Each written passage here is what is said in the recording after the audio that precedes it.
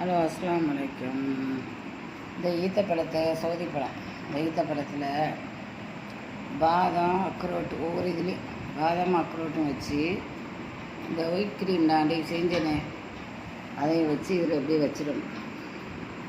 பிள்ளைகள் டேஸ்ட்டாக திம்பானும் இனிச்சிக்கிட்டு திம்பாலும் எனக்கு திம்பானும் சொல்கிறதில் ஒரே திம்பானும் தான் வரும், வேறு மாதிரி ஆகிக்கிறதுனால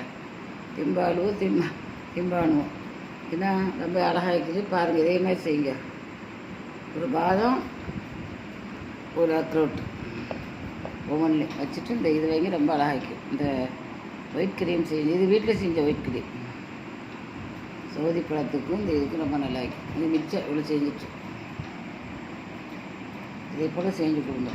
சும்மா பழமாக திங்கும் கொடுங்க. சில நேரங்களில் இதில் 2-3 வகையான சத்துக்கள் சேர்ந்து. லைக் பண்ணுங்கள், ஷேர் பண்ணுங்கள், சப்ஸ்கிரைப் பண்ணுங்கள். நீங்களே இது போல் செஞ்சு